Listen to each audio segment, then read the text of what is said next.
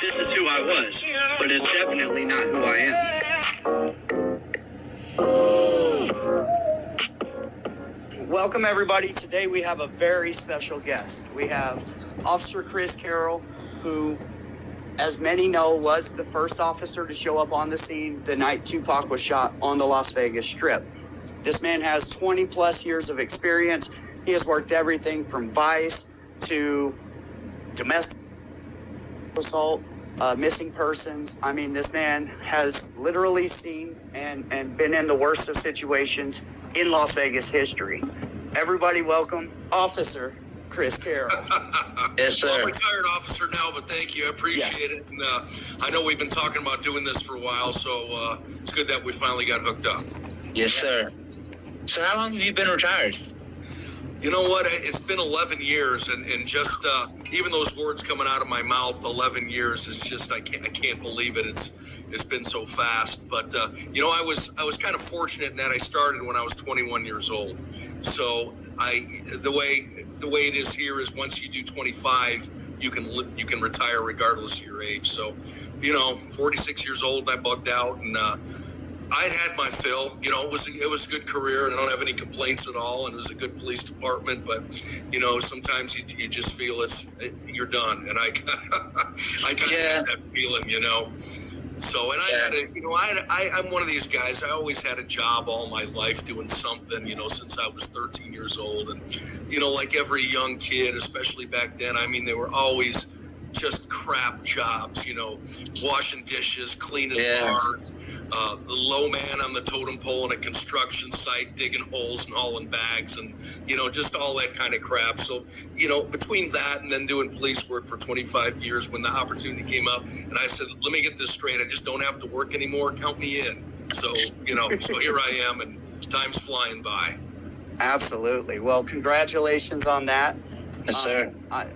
I know what we put you guys through on the streets, and I've never been the person that was ever mad at a police officer for arresting me. That's what a police officer is supposed to do. I was never mad at a judge for sentencing me. That's what a judge is supposed to do.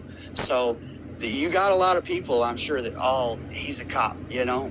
Well, the deal is somebody's breaking into your home. Who are you going to call? Well, you know, that's the thing. It's with being a cop, you know, it's kind of like being a dentist. You know, I don't like my dentist either, but when my tooth hurts and I gotta call somebody, it's nice to know that they're there. So yeah, absolutely.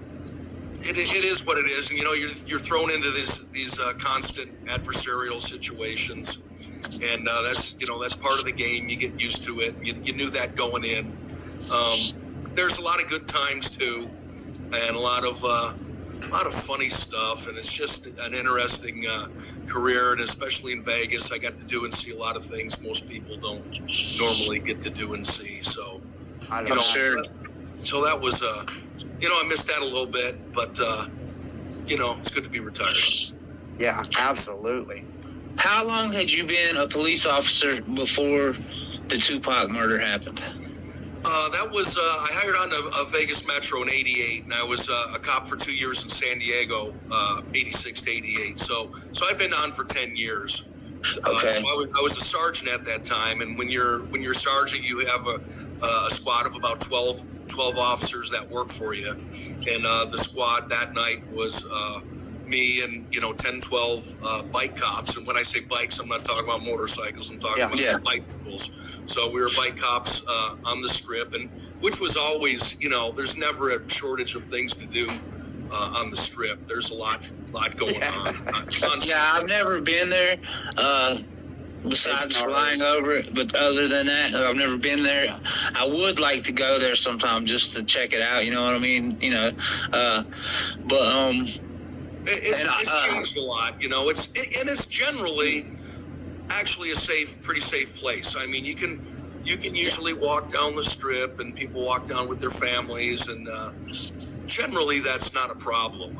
You know, things come up. You probably saw recently that we had a guy with going nuts with a knife. Yeah, I just did a story 2 weeks ago.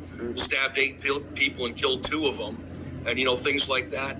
pop up. It's not an everyday experience, but you know, a lot of times when somebody wants to make a statement, they go down to the Strip because they know people are gonna pay attention. It's gonna get them press. So things do happen like that, but being an ex-criminal from Las Vegas, grew up in Vegas and did all of my time and all of my crime in Las Vegas. We never went to the Strip. Right. And that's kind of an off-limits place. You're going to get caught up, and we understood that. So it's a safe place. Comparatively. It is. And, you know, like any city, yeah, there's parts of town you can go at a certain time of night and you know you're asking for it, you know, like anywhere. But basically, it's pretty safe. You know, the Strip is safe. And like you said, I think the actual people in Las Vegas that are out, you know, capering, being criminals, so to speak, you know, whether it be ripping people off or whatever, they're generally not down on the Strip because, like you said, you know, you're going to get caught up. You know, there's cops and cameras everywhere. So, and there's really not cops everywhere, but we try to make it look like it is. Yes. Right. Cameras have played such a big part in crime here in the last 20 to 25 years. It's unreal. You know, you could do things that you could never even think about doing now, and now you can't do it because of cameras. Well, you know, and a lot of people bring this up, can you imagine if people had cell phone cams when the whole Tupac thing happened? Or if I was wearing a body cam, you know, which is standard now, but they didn't exist in 96. Yes.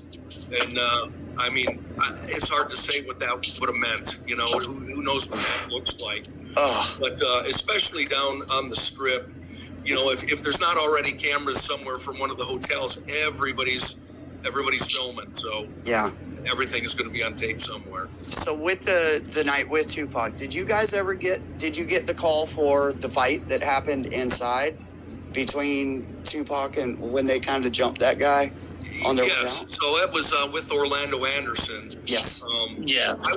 I was not at that actual incident, but I was right in the vicinity. And you got to remember, at the time, it's just a fight in a hotel. It's nothing. That's 400 on the scale of things, it's nothing. Especially that particular weekend, because that was a Mike Tyson fight night, and whenever Mike had a fight, you know, that was just the Super Bowl of everybody coming down to Vegas, including the whole gang element. You know, the pimp and hoe thing was huge on a Tyson fight night. So the place is just going nuts anyways, and then just a fight, which, you know, there's no shooting or anything. It really wasn't a fight. It was a beating is what it was. Yeah. You know, they jumped on him and beat him down and, you know, stomping on him and stuff. But that whole thing took less than a minute and everybody's gone. So by the time any police got there, everybody had left anyways. Yeah, all you have is... I've heard some people say, so why wasn't there a report taken? I'm like, there's no report to take. It was a fight. It was a fist fight. It's over. Everybody left.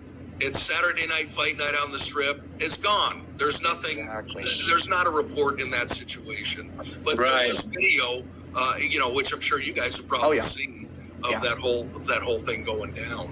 Yeah. But, you know, Tupac and Orlando Anderson hated each other to the point where when Tupac got word that guy was in the hotel, him and his guys, they sought him out. They didn't just happen to run into each other in a hotel the size of a small city. Yeah, He sought him out, and, you know, they beat him up and they were on their way. But, you know, a dude like that, Orlando Anderson, he's a known shooter, was a gang member. I don't want to say what gang. Yeah. I'd be wrong with that. But everybody knew he's a shooter and a gang member. And if you're going to jump a dude like that, you better expect some retaliation because it's coming your way. And I think they probably didn't expect it quite that soon. Yeah, it happened instantly, basically. Yeah, that night, man. So, you know, I could never figure out on Tupac's end why he would just be riding around, hanging out the window, you know, doing all that flashy stuff. I guess, you know, it's just... You know, it's a part of the atmosphere. And, you know, on the Strip, especially then, I think to a lesser degree now, but you've got people just cruising, you know. That's what we would do. Just being loud, partying. Guys are trying to pick up girls. Yep. You know, everybody's doing their thing, like literally out on the strip, and you know, it's a big piece of real estate. You know, you're talking, you know, like 4 lanes each direction for maybe 2 miles is really the strip area. So you know, you got a lot of people, and you got guys with cars and motorcycles. If you got something really fast, they're trying to showcase that. You know, Yeah. So there's a little bit of everything going on for sure. Absolutely. Suge Knight, he was on parole, right? At the time that this happened? I don't know if he was on parole. I know that the guy, I mean, Suge Knight is... He was on parole. Oh, he was on Yes, parole. sir. Okay. Yes, he was. So, you know, that guy has been in trouble since, you know, he was old enough to be in trouble. But he'd been arrested for a lot of things, and yeah, he's just a one-man mess, and that guy had opportunities in life. You know, he's playing football for UNLV. He's there, you know, on a college scholarship. You know, the guy's like 6'8", 400 pounds, and back then it wasn't fat. You know, he's kind of a giant fat dude now. But I mean, he had the opportunity to do a lot of things, and you know, I think if he'd have went just legit with the record business and work on that, probably would have done real well. I think he couldn't keep himself out of trouble. He still can't. He's in a murder charge now. I still don't think that's been adjudicated. I think that he's been convicted on that. He took a plea deal.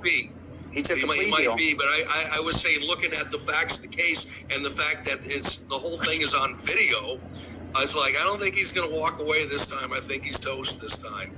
And, you know, he's in bad health as well. And, you know, he'd been shot before a number of times, seriously shot, like several torso rounds. Oh. And and I want to get into the wounds he had here in a few minutes. Okay. During this incident, but yeah. All right, but I know before the whole Tupac thing, he'd been shot before and probably after. I remember one time he took like multiple hits with a 9mm in the torso, and it's just a miracle he survived. But the guy seems to have 9 lives. Yeah, he really does. You know, Tupac, I don't know how many rounds he took when he got shot in New York, but it was a lot too. Right. It was. I know he was conscious when he were taken away in the ambulance we're talking about the New York shooting. I always got to specify, because a lot of people mix up the two, or they don't realize that there's been 2. But in the New York shooting, when they were taking him away on the stretcher, he's giving everybody the finger, you know, as they're pulling him out of there. So I always say, see, it's not just me. Yep. That's what he does. Yeah, definitely. I guess he lived by that outlaw code. I don't know. Absolutely, you know, and I kind of, you know, I got to be careful with how I phrase this, but you know, give credit where credit's due. As far as like, was he G to the end? Yeah, man, he was hard all the way to the end.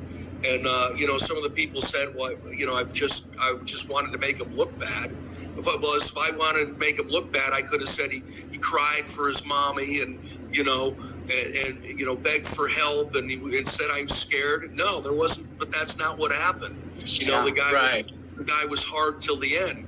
And the fact is, I'm not trying to do him wrong or do him right. I'm just relaying what happened, and you know, people can go from there.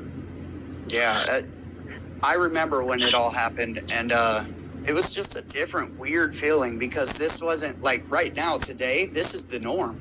Rappers are being shot 2 a week right now. You know, back then, to hear something like this was just...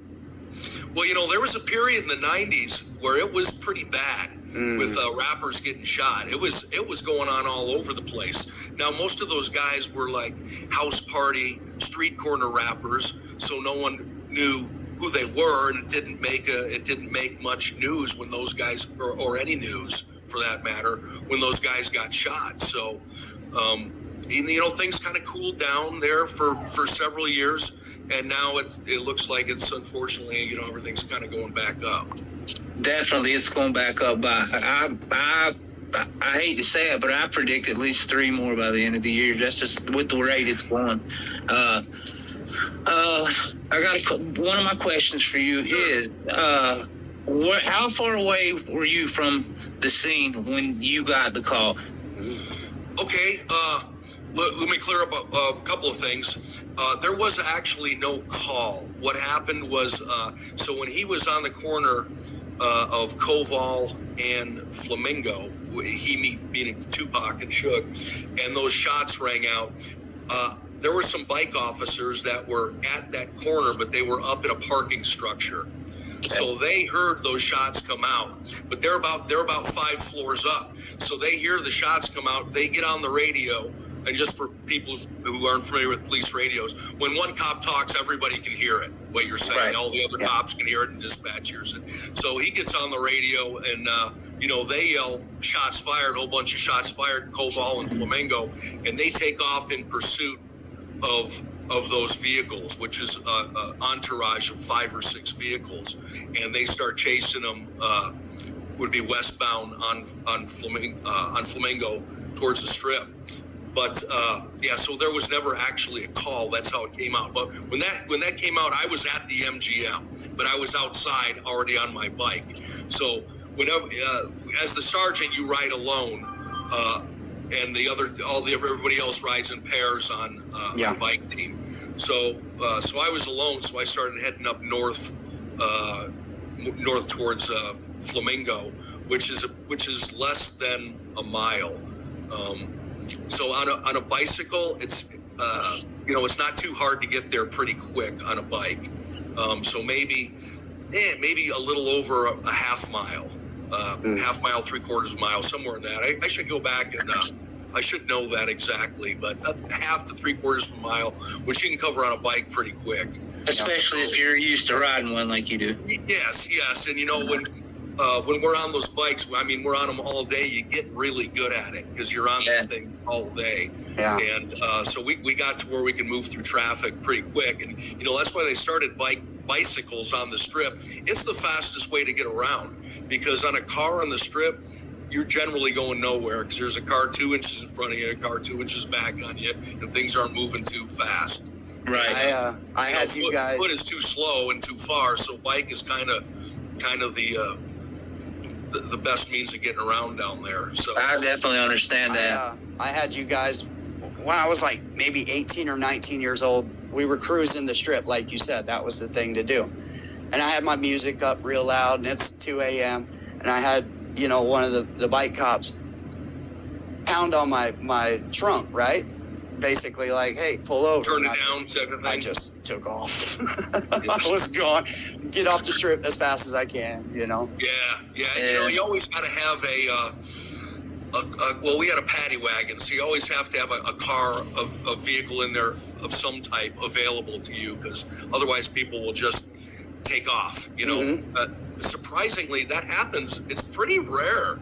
Not very often. Like when you go to pull over a car and you're on a bicycle, people are like, why don't they just take off? And I go, well, it's pretty rare. It doesn't happen. And if they do, then we're immediately on the radio putting out that information, and now they're running for the police, so now they're buying themselves a lot of trouble. So it just unless they get lucky, as much as people would think. Well, no, we got arrested that night. Didn't work out for you that night. Didn't work out too well for me, but we got off the Strip. We just didn't get a couple blocks. Hey, speaking of touching the trunk of a vehicle, let me ask you this about police officers. I've watched several videos, and police when they walk up to a car, why do they touch the trunk? Well, it's part of the training. When you're walking up on the trunk, and this seems a little bit crazy, but what it is, you're making sure that trunk isn't going to pop open so that somebody can come out and shoot at you. Okay. I've heard 30 different explanations, and I would say if you're pulling over a high-risk vehicle in a high-risk situation, or there's been some shooting or something like that, I might go after the trunk. But if you're just pulling over somebody from loud music, I don't really feel a need to go that far. But I know that was a way off-topic question, but I'm just curious about that. That's fine. That's why I'm here. So the one question, Tupac's people said that they saw him either trying to get into the back or reaching for something in the back seat. Does that, Keefy D said that. there you go. Keefy D said that while the shooting was happening, I don't know how many shots were actually fired, but he said at the time Tupac was going for the back seat. So was there a firearm or anything found in the car, No, or we never did.